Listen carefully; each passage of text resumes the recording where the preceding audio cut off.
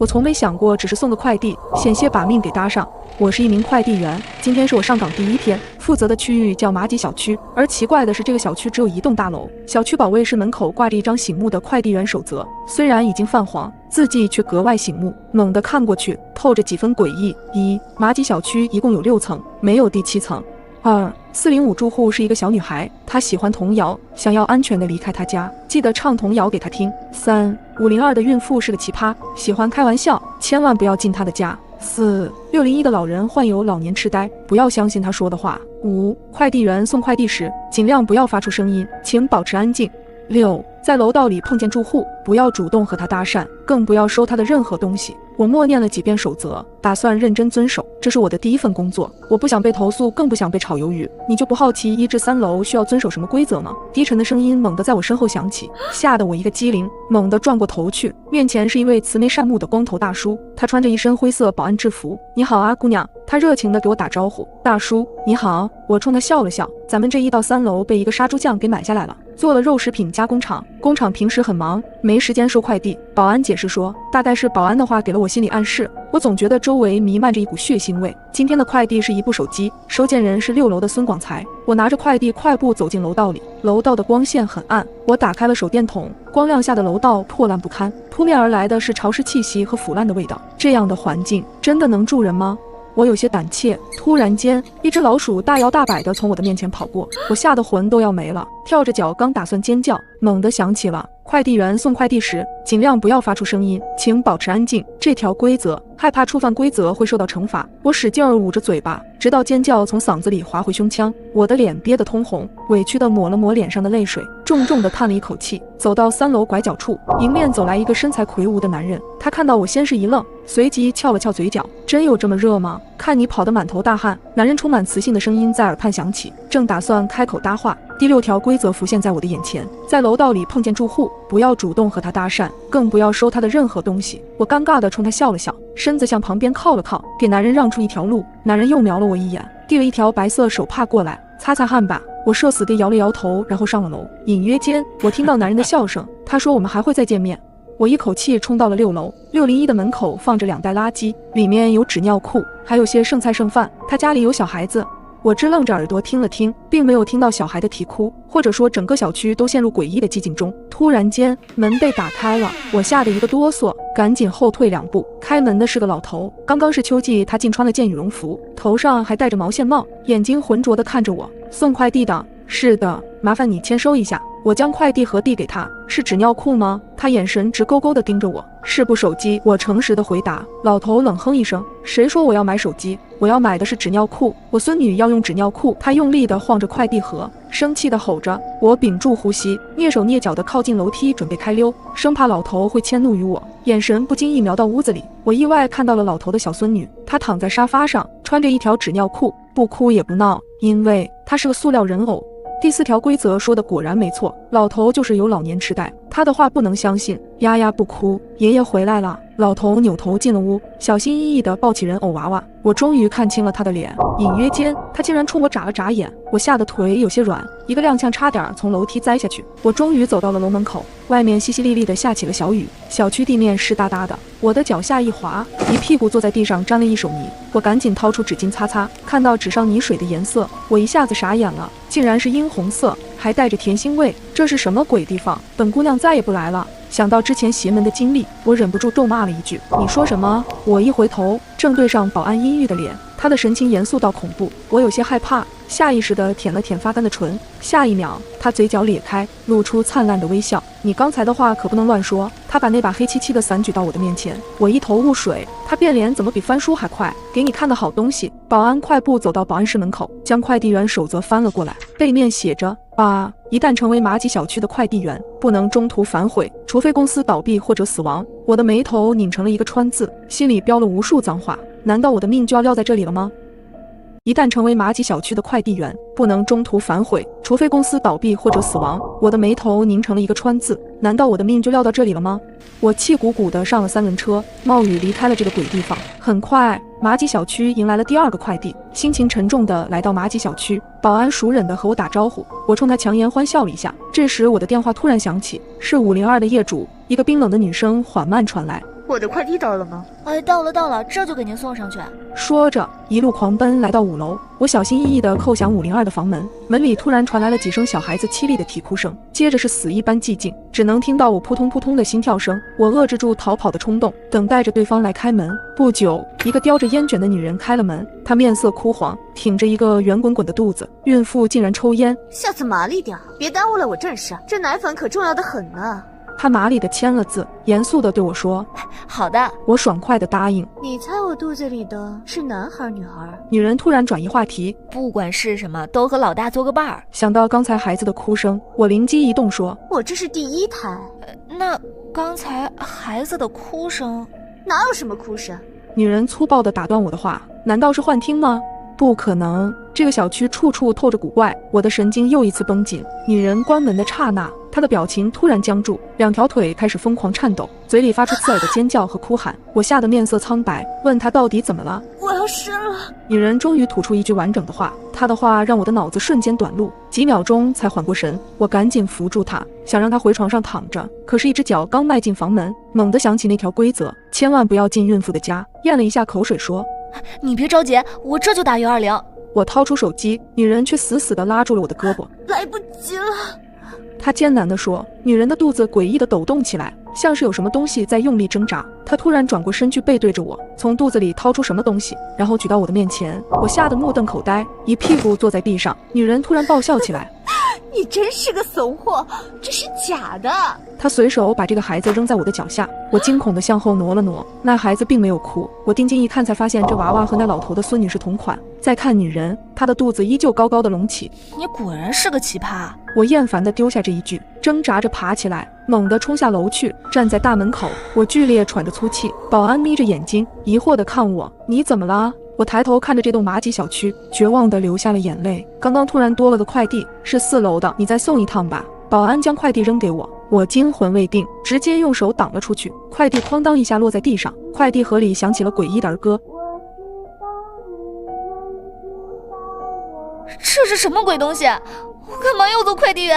我后悔万分，惊慌失措地说：“事实上，我也记不清自己为什么是快递员，也记不清自己为什么会送麻吉小区的快递，仿佛从我有了记忆开始，就已经有了这个身份。”这个快递我不送了。保安大叔没有回应，只静静地看着我。我一步一步往外走，在走到小区门口时，突然停住，接着是猛烈的颤抖，砰的一声，我跪倒在地，疼痛难忍，根本没有办法再往前一步，直到保安把我拖了回去，身体才渐渐恢复。这难道是不送快递的惩罚吗？仿佛过了1个小时，直到疼痛慢慢消退，我才晃晃悠悠地站起来。保安大叔把快递踢到我的脚边，4楼的。我嘴唇不受控制的哆嗦，两眼一闭心一横。4楼喜欢什么来着？你说什么？保安一脸疑惑。我平稳呼吸，拿起快递后往楼道走去，嘴里还在默默背着规则。走到4楼楼梯口，寂静的走廊里突然传来了稚嫩的歌声。我忽然心头一跳，这歌刚刚听过，是快递盒里播放的音乐。小心翼翼地走进黑漆漆的走廊，在405门口停住了脚步，伴着我的敲门声，歌声戛然而止。一个面色苍白的小女孩打开房门，她的眼睛如同琉璃球般晶莹剔透，嘴角向下微抿。姐姐，你是来送快递的吗？小女孩胆怯地问。我点了点头，将快递盒递给她。这是你的快递，麻烦签收一下。姐姐，进来坐会儿吧。小女孩说着拉起我的手，她的手很温暖，让我稍微安心一些。我不自觉地迈开了步子。小女孩签好字后，打开快递盒。当她把娃娃拿出来后，我的神经再次绷紧，猛地站起身。这个娃娃和502女人手上的一模一样。小女孩冲着娃娃的脸亲了一口，邪魅一笑，伸手将娃娃的脑袋转了过来。接着那诡异的儿歌再次传来。我的头皮一阵发麻，惊得瞪大眼睛。隐约间，我看到那个人偶的嘴巴一张一合。我吞了一下口水。小女孩面无表情，那双眼睛直勾勾地看着我一动不动。你是想要离开我家吗？小女孩的声音很低沉，仿佛从地底下钻出来一般，透着哀怨。可是你还没有给我唱童谣。看着她的眼神，我想逃跑，却根本挪不动步。405的住户是个小女孩，她喜欢童谣，想要安全地离开她家，记得唱童谣给她听。我想起女孩喜欢童谣的这条规则，尝试着哼唱着一首儿时的童谣。小女孩再次暴躁，这是垃圾。我吓得冷汗直冒，赶紧换了另一首童谣。也不对，女孩烦躁地揉着脑袋，下一秒一缕头发被他扯了下来，我终于支撑不住，崩溃的尖叫，一巴掌拍在女孩的脸上，夺门而去。你还没有给我唱童谣！女孩在身后追着我，慌乱中，不远处的房门打开，一个男人朝我摆手：“快过来！”女孩在身后追着我，慌乱中，不远处的房门打开，一个男人朝我摆手：“快过来！”竟然是他。第一次送快递时遇到的男人，他的出现宛若一根救命稻草，我手脚并用地朝他的方向奔去。待我躲进他的房间，他把门锁上，隔绝一切，我才松了口气，瘫在地上，大口大口喘着粗气。那个女孩很可怕吧？男人递过来一杯水，我接过放在手上，犹豫了一下没有喝，只点点头。他看了一眼，笑笑：“这水没问题的。”男人的话让我稍微松懈了一些，把水放在嘴边抿了一小口，水的甘甜让我更口渴，我忍不住多喝了几口，身体的疲倦感驱散了许多。你们小区该怎么出去啊？也许真的是走投无路，我只好问面前的男人。男人皱眉：“走出去啊？你是被那个女孩吓到的吧？别害怕，她很可怜的，她的妈妈住在5楼，生了她却不要她，还天天家暴，所以她就心理扭曲了。对了，你给我爸送手机了吗？”男人笑容满面地拍了拍我肩膀：“麻烦了，我爸的病时好时坏的。”原来他是6楼那个老爷爷的儿子，我稍微松懈了一些，听着门外已经没有任何响动了，我摸了把脸叹气道：“真是麻烦你了，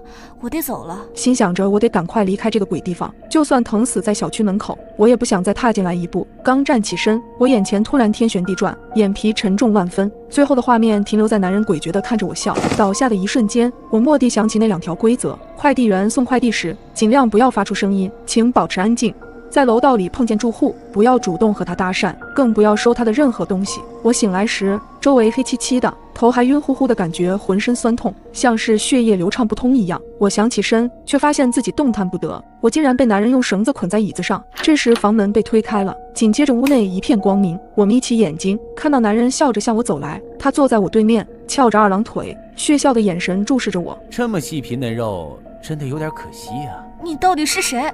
为什么要抓我？我不敢看他，弱弱从嗓子眼里挤出一句话。他歪头眯着眼，又说了一句我始料未及的话：“你猜一下，楼下肉食品加工厂的原料是什么？”他这话是什么意思？我陡然瞪大了眼睛，冷汗打湿了我的衣衫。难道我真的要死在这个鬼地方了吗？我们无冤无仇，你为什么要害我？我颤抖着声音问他：“这是你的命，你逃不掉的。”男人突然扼住我的脖子，他力气大的几乎要把我的脖子拧断。突然间，外面传来女人的惨叫声，男人猛地收回手，脸上扬起了笑意，挑了挑眉说：“你很快就不会孤单了。”屋子里再次陷入了静寂，外面传来了噼里啪啦的响动和男人的咒骂声。理智告诉我不能坐以待毙，这里的人一定有问题，或者说这里的人还是人吗？我开始四下寻找能解救自己的工具，意外的在角落里发现了一把杀猪刀，我拼尽全力向一边倾斜，然后连人带椅子倒在地上，我咬着牙让身体带着椅子挪动。不知过了多久，我终于汗流浃背的来到了杀猪刀的跟前，随后又用嘴将刀叼起来，刀背上的腥臭味差点让我吐了出来。可是为了活下去，我咬紧牙关，我的口腔里很快全是血腥味，担心男人随时都会回来，我不敢有1秒的停歇。绳子终于被我割断，重新恢复自由的我泪流满面。猛然间，我听到门把手转动的声音，是他回来了。我急忙将椅子扶起来，把绳子假装捆在身上，然后双眼紧闭。男人进屋看到我的模样，不禁自言自语：“不会是死了吧？这肉就不新鲜了。”说着，男人蹲下来，把手指凑到我鼻子前来探我的气息。就是现在，我举起杀猪刀，猛地砍了下去。男人发出尖利的叫声，他捂着脖子上的伤口，痛苦的一头栽在地上。我心惊胆战地往后退了一步，接着迅速朝门口跑去。我要活着，我要活着离开这个鬼地方。楼道里一片漆黑，手机不知道被我丢在了哪里，我只能摸着墙踉跄地往下跑，心脏紧张的要跳出胸膛。跑着跑着，我仿佛看到了楼口的光亮。突然间，一个人拦住了我的去路，他的手上提着一根木棍，是那个保安大叔。他正凶神恶煞地看着我。大叔，我结结巴巴地喊了一句，和他保持了一段距离。没想到你还有点本事，折腾了这么久还能活着走出来。他扭了扭脖子，双手举起了木棍。我不能死。我将脑袋歪到一边，木棍扑了个空，重重砸在墙上，发出沉闷的响声。保安忍不住咒骂了一句。趁着他放松警惕时，我扭头拼命往楼上跑，一边跑一边背着规则：马吉小区一共有6层，没有第7层，没有第7层，难道是7楼？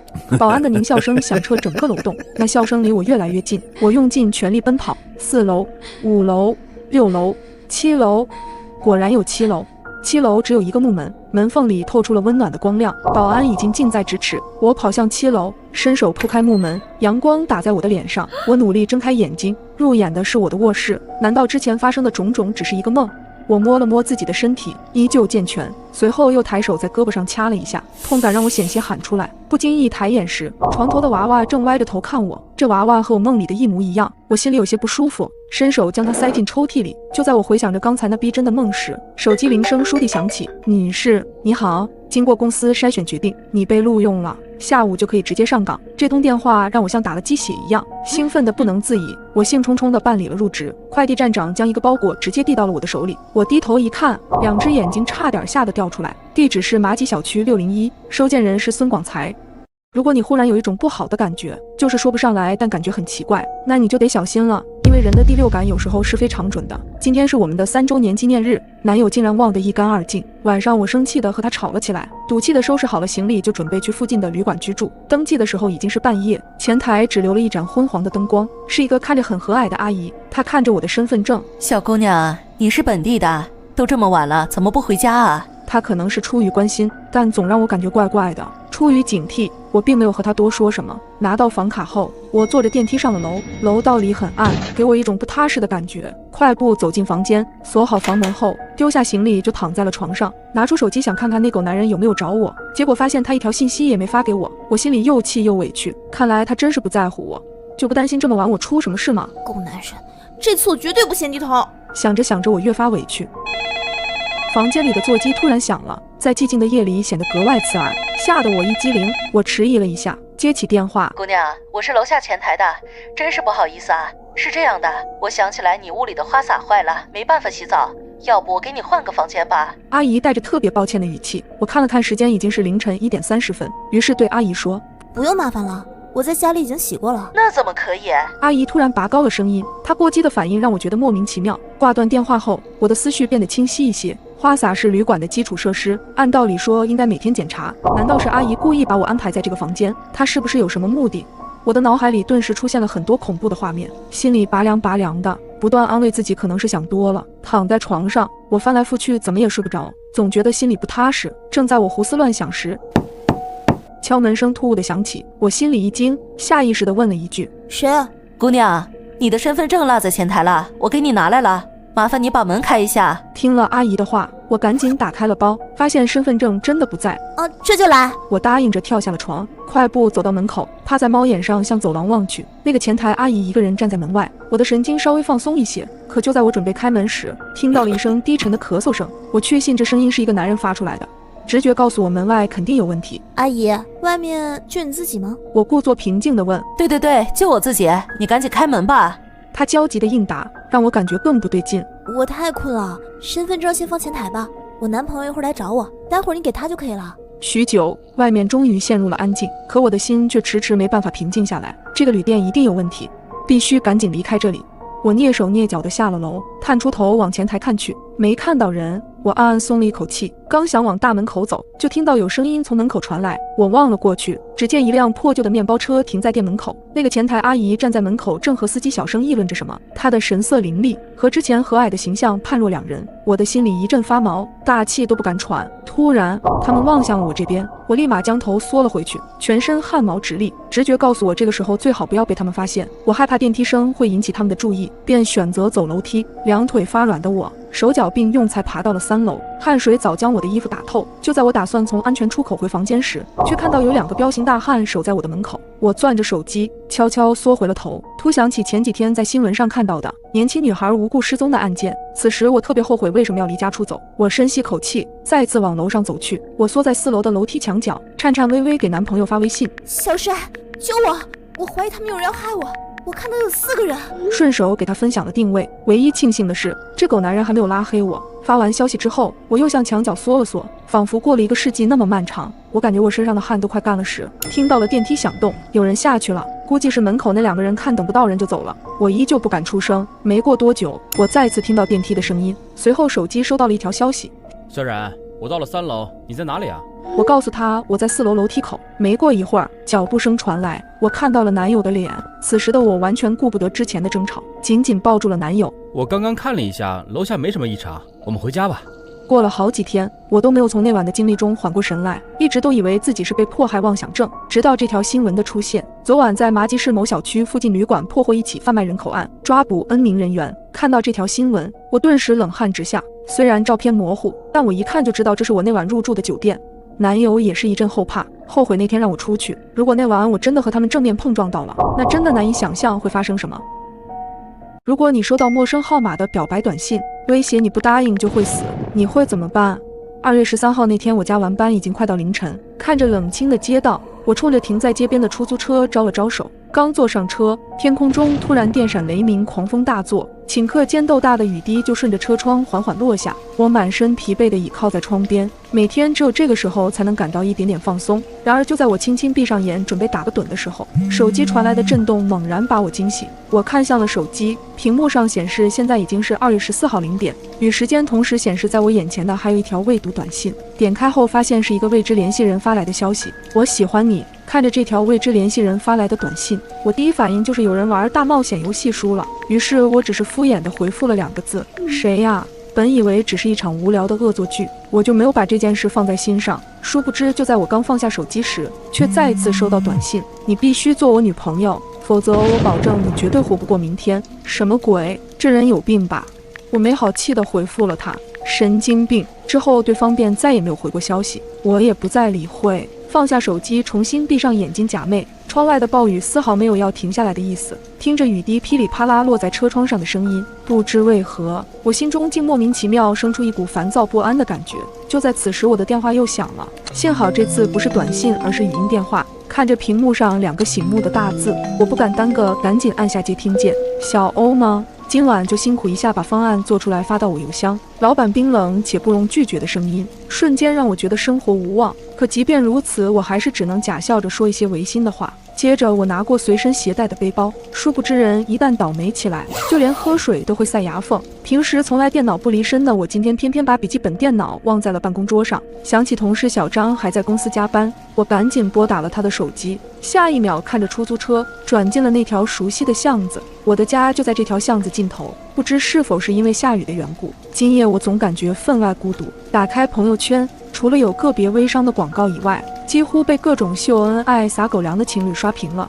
此刻再想到自己只收获了一个陌生人的恶作剧，更是喜提一次熬夜改方案的机会，是真够悲催的。没过一会儿我就到了家楼下，就在我刚进入楼道时，天空中突然电闪雷鸣，整个楼道的灯也在瞬间暗了下来。我拿出手机照亮，一路走到电梯前，可任凭我怎么使劲按，电梯都没有做出任何反应。不会是跳闸了吧？我心里1万只羊驼呼啸而过，没办法，我只能走楼梯了。爬到8楼，让很少运动的我腿都软了。看着伸手不见五指的漆黑楼道，我咽了口水，心中那股强烈的不安感再次涌上心头。不知为何，我总感觉在这片寂静的黑暗中隐藏着什么可怕的东西。于是我不敢再过多停留，赶紧掏出家门钥匙。然而就在我刚把钥匙插进锁孔时，突然一双大手从身后紧紧捂住了我的嘴。霎时间我的脑子一片空白，想要大声呼救却叫不出声，感觉身体也被牢牢控制。就这样，我被拖进了黑暗的楼道里。还没等我反应过来，身后的男人一个闪身来到我面前，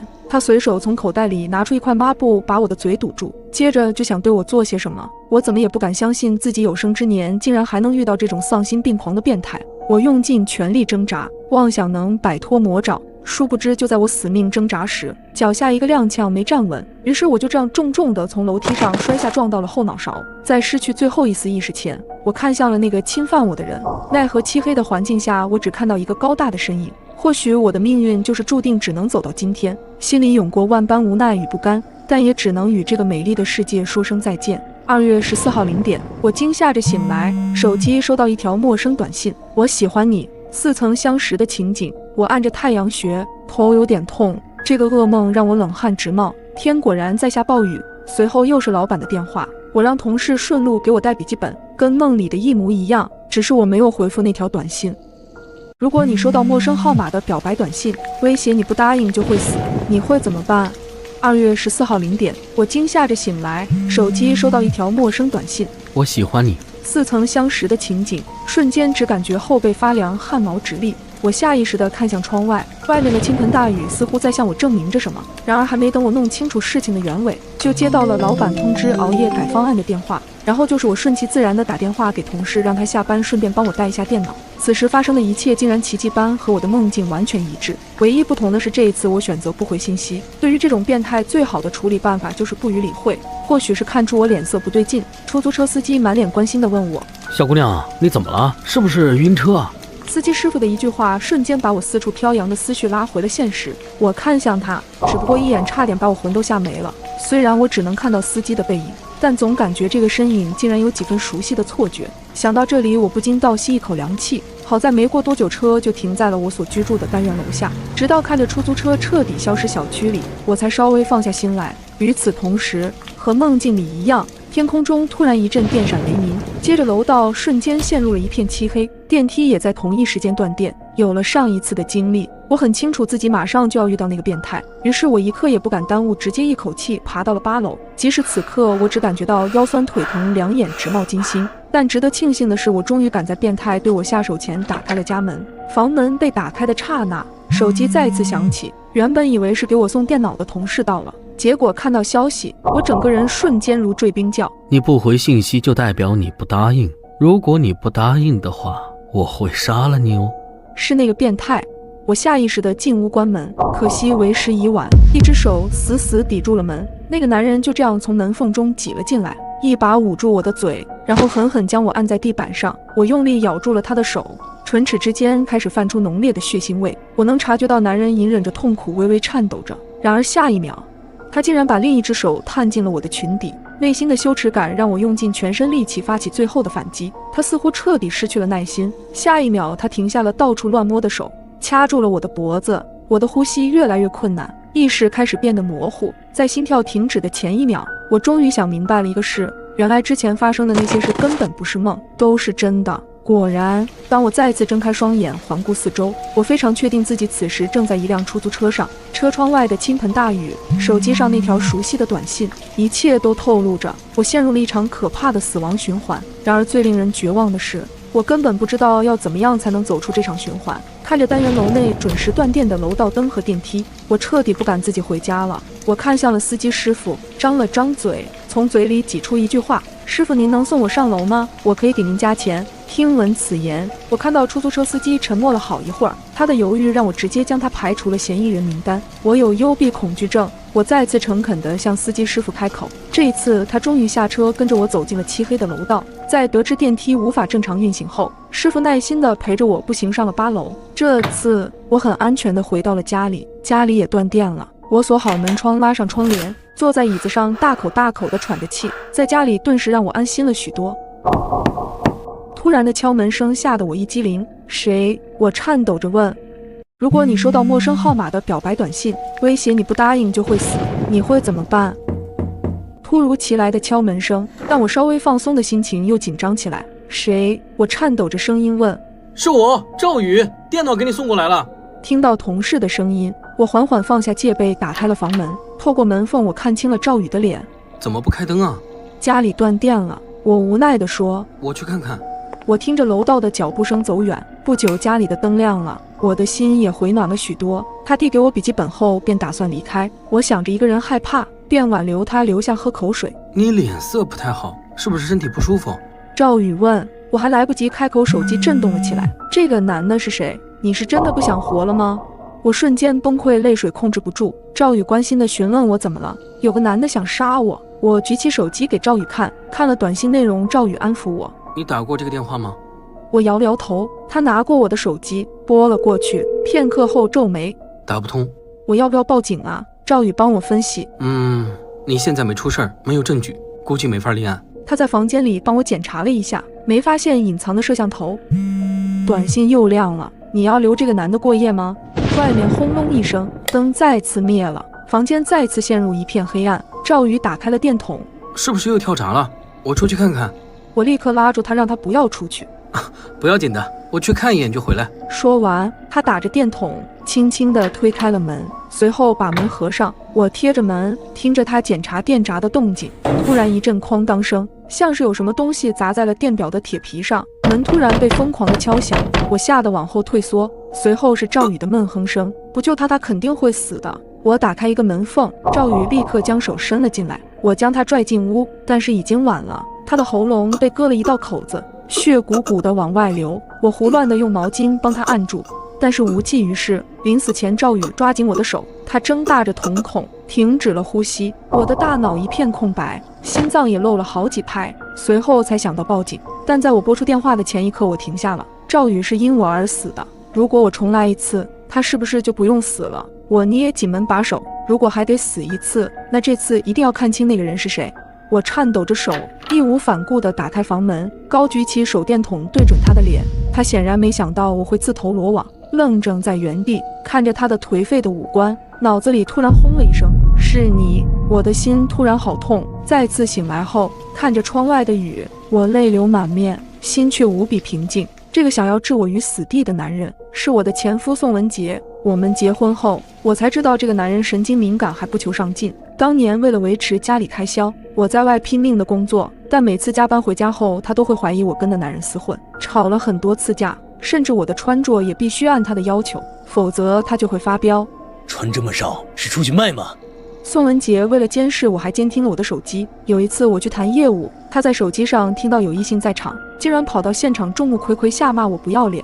回家后更是对我拳打脚踢，事后他还会一直对我说，我是因为太爱你了才不小心这么做的，你不要离开我。那段日子让我心灰意冷，为了摆脱宋文杰的控制，我不顾一切地离了婚，离开了这座城市，还因为严重焦虑症做了很久的心理治疗。但我做梦也想不到，他还是找来了。这次我果断给那个陌生号码回了信息，宋文杰，我在家里等你。捏紧了手机，我决定赌一把，为了不让无辜的人被牵连，这次我没有让司机送我上楼，也没有让赵宇过来。在楼下的时候，我发出了一条短信，随后回家，开着房门等着宋文杰的出现。没过多久，那个身影就出现在了我的面前。我咬了咬唇，尽量平静地说道，宋文杰，我们已经离婚了，我们放过彼此不好吗？不可能，我们生生世世都要纠缠在一起，你逃不掉的。一副完全不听我讲的样子。宋文杰，我已经不爱你了。话还没说完，他便暴怒地捏住我的脖子。你怎么能不爱我？你必须爱我，你只属于我。他发疯般的喃喃自语，我被他掐得快喘不过来气。我瞄了眼时间，差不多了。我抓起事先准备好的烟灰缸砸了下去，一声闷响后，他并没有倒下，晃晃悠悠地拿出刀刺向了我，嘴里还不停地碎碎念，哪怕是死，我们也要在一起。我没有躲，但微微偏过了身子。恍惚间，我听到有人的叫喊声，不许动，举起手来。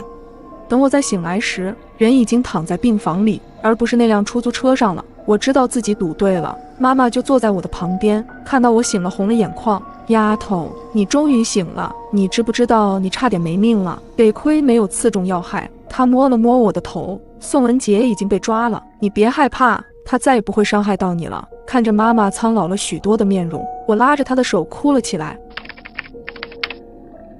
为什么他总会莫名其妙地出现在我家里？我是一名婚纱店的店员，刚准备下班就接到了男友的视频。就在我们隔着屏幕甜言蜜语时，却看到男友神色慌张，一脸愕然地盯着我。怎么了？男友眼珠子来回转动，却没有开口，用手指了指我的身后。我瞬间后背一凉，猛地转过身去，在距我脸很近的距离站着一个人，漆黑空洞的眼睛直勾勾地看着我。我尖叫出声，手机也掉在地上。男友在那端着急地问我怎么了。这时，女人的身后闪出一张熟悉的脸，是老板。这是我新进的模特，哈，不好意思，吓到你了。老板将模特摆放好，我压了压惊，点点头。老板走之前对我说：“快下雨了，你也早点回家吧，女孩子晚上不安全。”他刚说完，一股阴冷的风刮进来，我打了个哆嗦。老板离开后，我的心里隐隐不安，看着那个模特，好像冲我翘了翘嘴角。我瞬间头皮发麻，赶紧锁紧店门，溜之大吉。次日天还未亮，电话铃声催命似的响个不停。谁啊？我闭着眼，一脸起床气。你昨晚没关店门。老板阴郁的声音让我睡意全无。关了呀，我昨天锁好门才离开的。店里失窃了。什么？我的心颤了一下。报警了吗？没有。老板烦躁地说，店里被盗了。老板却不报警，是脑袋秀逗了吗？丢了什么吗？丢了件婚纱，还有我刚买的那个人体模特。听了老板的话，我整个人是懵的。这个贼不会是个变态吧？我皱了皱眉头，挂断电话，赶紧起床洗漱，推开浴室的门。突然，一张脸毫无征兆地出现在我面前，我吓得尖叫着踹了对方一脚，哐当一声，那人倒在地上。我浑身颤抖着，根本停不下来。过了好一会儿，才眯着眼睛看过去，这不是店里的人体模特吗？他怎么会出现在我的家里？自己长腿跑过来的，还是有人故意想要整我？无论是哪个原因，都足以让我毛骨悚然。我硬着头皮把模特搬回了店里，告诉老板模特是在垃圾场找到的。他意味深长地看了我一眼，人体模特莫名跑进家里的阴影，一直挥之不去。于是我辞掉了工作，住进男友的家。入住第3晚，又是狂风暴雨来袭，我有些胆怯。可男友远在千里之外，鞭长莫及。一阵沉闷的敲门声将我吵醒，手机上显示时间清晨4点30分。我的心中掠过一丝恐惧，支起耳朵听着外面的动静。漫长的等待后，敲门声终于停止。我暗暗松了一口气，蹑手蹑脚地下了床，顺着猫眼向外看，走廊里一个人影都没有。我睡意全无，打开了客厅的灯，地板上莫名出现了一排湿漉漉的泥脚印，我的头皮瞬间发麻，用力咬住嘴唇，不让自己叫出声。脚印延续到书房，我屏住呼吸打开门，书房里一个单薄的女人背对着我。你是谁？为什么来我家？我不敢太靠前，咬紧牙关问她。女人没有任何反应，我又重复了一遍，女人依旧没有回头。直觉告诉我有些不对，我深吸一口气，朝她走了过去。在看清她的脸后，我发出凄厉的叫声，又是那个人体模特。警察赶来时，我都没有缓过来，他们对地板上的脚印进行了取证，竟然发现那是我的鞋印。绝不可能！我激动地辩解。宋女士，不久前警方接到婚纱店老板的报警电话，这是店里的监控画面拍到的。警察从容地对我说，画面中我麻利地用石头砸碎了婚纱店玻璃，然后进入店里，目标明确地将那具人体模型抬了出来。一定是哪里弄错，这绝不可能是我！我用力捂着脑袋苦涩地说。那你跟我走一下，配合调查。后经医生诊断，我才知道我患有梦游症和应激创伤失忆症。1年前的4月30号，我和即将结婚的闺蜜开车去旅行，旅行途中，闺蜜为了保护我，丧生在坏人的刀下。这个人体模特神似我的闺蜜，而那晚也在下着大雨。如果你家的密码锁总是被2个熊孩子滴滴按个不停，你会怎么办？刚到家的我突然听见门口有按密码的声音，透过猫眼，我看到一只圆圆的眼球在猫眼的另一边滴溜溜转动。几乎同时，一声小孩子的尖利的笑声响起。姐姐，我看到你了，你家密码多少？今天下班早，我抓紧包包，做贼一样飞快上楼，心里不由想起这几天总有2个小孩在消防大门蹲着等我下班。之前我担心他们家长找不到他们，就没有邀请他们进屋玩，2个人就蹲在我家门口，畏畏缩缩，不知道在干嘛。看见我家门口没有小孩，我长出了一口气。谁家的熊孩子不用上学的吗？成天跟人家门口蹲着。我麻溜地输入密码进入家门，刚放下包，水都没来得及喝一口，就听见门口有输密码的声音。等我走到门口时，6位的密码已经输完3位。本想直接打开门，但鬼使神差，我看向猫眼，通过猫眼，我看到一只圆圆的眼球在猫眼的另一边滴溜溜转动。几乎同时，一声小孩子的尖利的笑声响起。姐姐，我看到你了。我被眼球吓得不敢动弹，小男孩的笑声更让我半边身子都麻了。密码还在输入，他们按下最后一个按键，密码错误。男孩叹了口气，他又在输入密码。我哆嗦着打开手机，我家的密码是可以在手机上设置的。我立马把密码改成系统随机。我的手机上显示，他们第一次输入的密码其实是正确的，只是少了个井号，最后那位多输入了1次。而男孩输入的第2次密码与我家密码完全相同。我瘫软在地，他们怎么知道我的密码的？一道甜腻的女孩声音响起：姐姐，你家密码多少？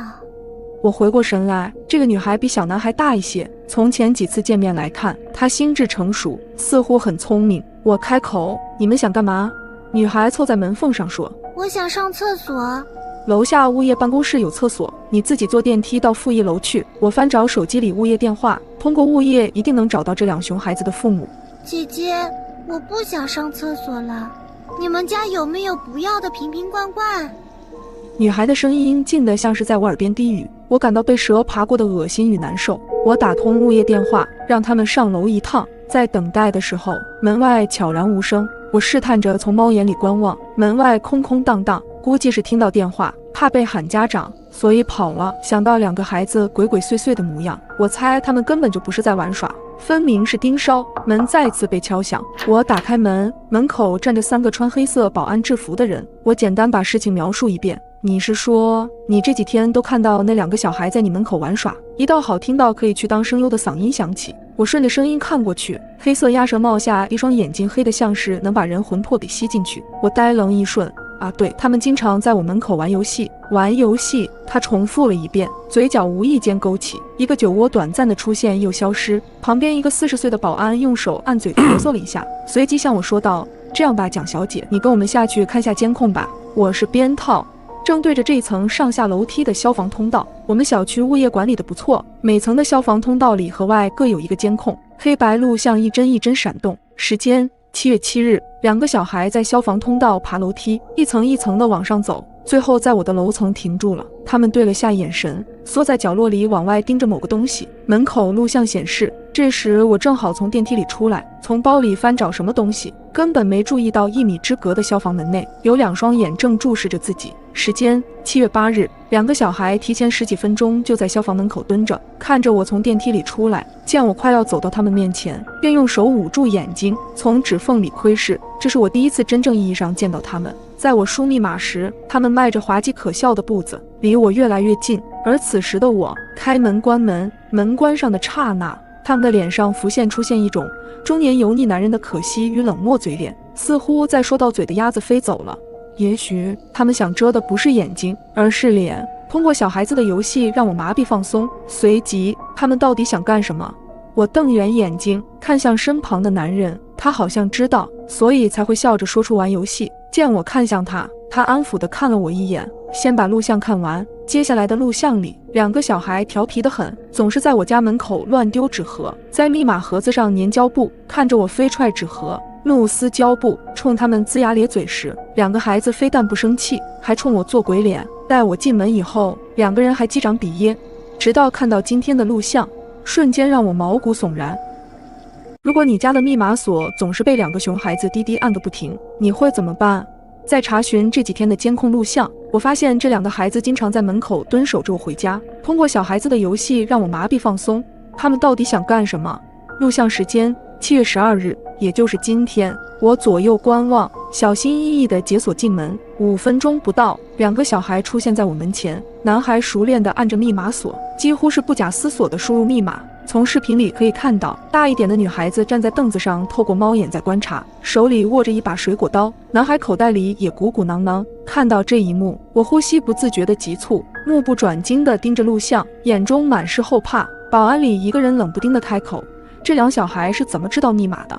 年纪大一点的保安在一旁操作电脑放大画面，示意我们看向走廊的窗户，那上面映出一双睁大的眼睛。你开门的时候，他们就在盯着你输入密码。之前他们故意在你门口设各种陷阱，就是为了窃取你家的密码。他怎么做到的？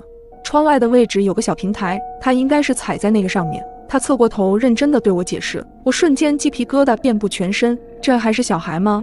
看完全部的录像，我害怕到不敢踏出监控室的门口，那2道如影随形的眼睛似乎就在外面等着我。我不敢细想他们要是进了我家门之后会发生什么。我叫明成，我送你回去吧。那个保安小哥说道。就在我们刚走进楼道时，突然听到轰隆一声，身后好似有重物坠落。我刚想回头看，一双手捂住我的眼睛，别看了，先回去。我虽然应和着，可空气中弥漫着一股甜腥气，还是被我鼻子捕捉到了。转而我们进入了电梯，明成按了8楼的按键，便掏出手机快速的打字，好像在给谁发着消息。我们从电梯走出后，明成的眼神停顿了几秒，我顺着他的目光望去，我家门口画着一辆格子公交车，蓝色粉笔画出大致的轮廓，旁边用红色黏腻液体画了3个歪歪扭扭的字，捉迷藏，上面有很明显小孩的脚印，一个大一个小，那2个小孩还在这。我瞬间心惊胆战起来，别紧张，没事儿。明成话还没说完，就听到他对讲机里传来了声音：三幢有人跳楼了，似乎是从8楼跳下来的，是一名女生。对讲机滋滋的声音传来，我这栋楼不就是3幢吗？那8楼。我想起刚才楼下重物坠落的声音，我突然意识到了什么。正在我思索时，隔壁邻居的门突然开了，2个小孩从里面走出来，似乎没预料到我们俩在这里，笑意僵硬挂在脸上。男孩子手上拎着一个黑色的包，没等我反应过来，明成瞬间冲上去控制住了他们，在他们想从包里掏出什么之前，死死捏住了他们的手。叔叔，你干嘛？你捏疼我了！小女孩眼巴巴地瞪着明成，随即又看向了我，眼角带上眼泪。姐姐，你让叔叔放开我吧，他拽得我好疼。我刚想开口说些什么，明成转头过来严肃地对我说了一句：别听他们说的，我刚刚已经报警了，我注意他们很久了，他们根本不是什么普通的小孩子。这也是我第一次仔细地观察他俩，凑近之后才发现，小孩的脸并不似正常孩子那种光滑水嫩，脸上甚至有点沟壑。本市新闻播报：7月12日17时许，马吉小区发生一起女性坠楼事件。经警方调查后发现，这是一起人为的入室抢劫凶杀案，凶手为一男一女2名成年侏儒症患者。他们凭借身体的优势骗取同情，进而实施作案。在这里提醒广大人民提高警惕，注意安全。我坐在电视机前看着昨天的新闻报道，有种恍然如梦的感觉。后来的事情还是明成告诉我的，那2个假小孩因为身体的问题，找工作时处处碰壁，生活里也常被别人瞧不起。渐渐的，他们的心理发生了变化，仇视比他们健全的正常人，为了生存下去，把自己假扮成小孩子，在附近小区踩点，打着捉迷藏、玩游戏的幌子，让人放松了警惕，便开始作案。他们在我这里没能得手，就把目标对准了我隔壁的姑娘。她出差刚回来，当小女孩提出姐姐，我想上厕所，隔壁的姑娘心善，让他们进屋子了。女生最初并没有太在意，直到发现他们偷偷翻找自己的东西，3个人才争吵起来。他们担心事情就此败露，索性将女生扔到了楼下，活活摔死。当明成把这些事情说给我听时，我震惊不已，原来同情心真的也能害死人。当你洗脸闭眼睛的时候，是否和我一样总感觉有人在盯着你呢？这种感觉在我搬家之后尤为严重，偶尔还会听到人的喘息声，但每次我强行睁开眼往后看去，却什么都没有。但后来一件更可怕的事情让我从此以后活在了阴影里，因为图上班方便，我便想在公司附近租房。很快我便在网上找到了一间公寓，房间刚装修完不久，房租也很实惠，但是房东唯一的要求是女生入住，这让我有些疑惑。在看房的时候，我就问了房东，他告诉我女生比较爱干净，不像男生一样邋遢。我便没多想，果断与房东签下了合同。我自认为我的警惕性比较高，所以在搬家之后，出于安全考虑，我不但换了门锁，而且还在门口装上了可视门铃。因为刚搬新家，当晚我就喊了闺蜜小美和她新交的男友来我家玩。她的男友我也是第一次见，人看着很干练，聊天中了解到他是一名特警，看着男友力十足，我也挺为小美感到开心的。因为收拾到很晚，第二天我起床的时候发现已经快迟到了，着急忙慌地赶出家门，恰好碰到了房东拎着垃圾从门口路过。房东，你来找我的吗？哦，不是，我就住在隔壁，后面几间也都是我的房子，你有什么事儿也可以随时喊我。我不禁有些羡慕房东，每个月收租不用上班也太爽了吧。因为着急上班，没多聊几句，我便赶去公司了。但没过几天，便发生了一些奇怪的事情。首先是我的零食会莫名其妙的变少了，其次是卫生间的镜子上出现了奇怪的掌印，位置比较偏左。起初我并没有太在意，以为是我无意间碰到的，便顺手擦掉了。但最近我总感觉每天睡醒会特别累，好像每天晚上跟人打了一架。出于警觉，我还特地看了家里的可视门铃和电子锁的开门记录，都是正常的。我的精神状态越来越差，甚至总感觉我洗脸的时候，好像有个人就在旁边看着我，隐约还能听到呼吸声。但等我睁开眼看的时候，却什么都没有。闺蜜还安慰我，你太多疑了，是不是最近压力太大了？可能真的是我想多了吧，别不开心了，我晚上过来陪你聊聊天。晚上小美来了，还带着我最爱的奶茶和烤串，我们边吃边聊，心里确实也轻松了很多。期间小美去了卫生间，但随后神色紧张地从卫生间出来，拉着我走到了镜子前，指着镜子上的手印，满脸慌张。你看，这个手印很奇怪，虽然模糊，但这很明显是男人的手印。我的视线随着小美的手望过去，惊讶地发现这个掌印的位置还是一样的靠左，而且明显要比我的手掌大一些，也印证了小美的说法，这肯定是个男人的手掌印。我和小美对视了一眼，互相从对方眼里看到了惊恐。小美颤抖地拿起了手机，拍下了照片发给了她的男友。她男友很快赶了过来，安全起见，他很快检查了一下屋子，包括柜子里、窗帘后，甚至门口的可视门铃都没有发现异常。那掌印好似凭空出现在镜子上似的，难道这是灵异事件？这不禁又让我心惊胆战起来。就在我们疑惑的时候，小美的男友一直注视着镜子，只见他突然用手按在了镜子上。不对，这镜子不对劲，怎么了？我哆哆嗦嗦地问他。我的手指与镜子里的手指之间没有空隙，这是一面双面镜。随后他又轻轻地敲击了镜面，声音空洞且带有回响，这更加证实了他的想法。双面镜的话，如果对面有人，他是能看到你的。随后顺着掌印，镜子竟然被他推开了。此时房东的脸赫然出现在我们眼前，他满眼血丝，好像被惊到了一样。我满脸不可置信地大喊了一声：“是房东！”随即小美的男友一个箭步冲了上去，把她按在了地上。小美也拨打了报警电话。事后了解到，房东经常通过改装的镜子窥探着我，甚至在我的零食里放了药，通过针孔摄像头发现我熟睡后爬出镜子侵犯了我，而且把视频还传播到了网上。可怕的是，这一切我竟然一直被蒙在鼓里。知道真相的我崩溃了。小美安抚了我很久很久，该付出代价的是那些坏人，不是你的错，不要把过错全都加在自己身上。我抱着小美痛哭出声，这个畜生最终得到了应有的惩罚。如果你半夜听到敲门声，随后又收到了爸爸的短信说他忘记带钥匙，你会去开门吗？单亲家庭长大的我，从小的性格就比较含蓄内向，所以20好几了也一直单身。这天闺蜜小美分享一个相亲交友软件，并且不断安利我，上面很多同城单身青年，她最近在上面聊得火热，我便也想尝试下。安装注册后，简单填写了信息，便开始和几个男孩子聊了起来。但隔天晚上我就遇到了惊心动魄的事。晚上爸爸出去应酬了，所以我就一个人在家。我洗了个澡后，舒服地窝在沙发上追综艺，突然身边的手机响了，来电显示是爸爸。他不是在喝酒吗？这么快就回来了？正当我疑惑，还没来得及接起电话，电话就挂了，随后就是一条短信：开下门，爸爸没带钥匙。此时门外响起了敲门声，就在我起身准备去开门的时候，突然感觉哪里不对。我明明记得爸爸走的时候，他从鞋柜上拿了钥匙。我走到门口，爸，是你吗？没有人回应。出于警惕，我趴在门上，透过门檐往外看去，因为楼道里的灯光比较昏暗，模糊间好像有个人影快速躲过去。爸，你回来了。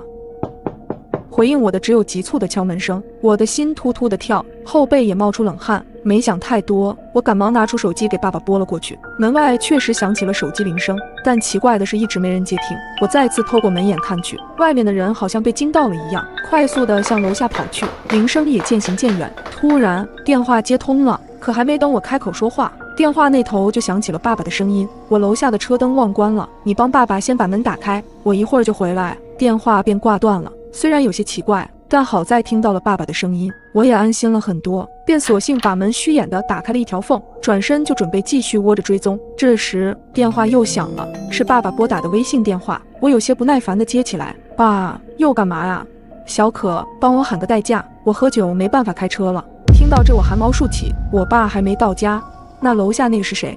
此时楼下传来了急促的脚步声，我吓得面色苍白，在人影快到门口的时候，以最快的速度把门反锁了。门外的人好像急了，疯狂地拍打着门：爸，家里进来人了。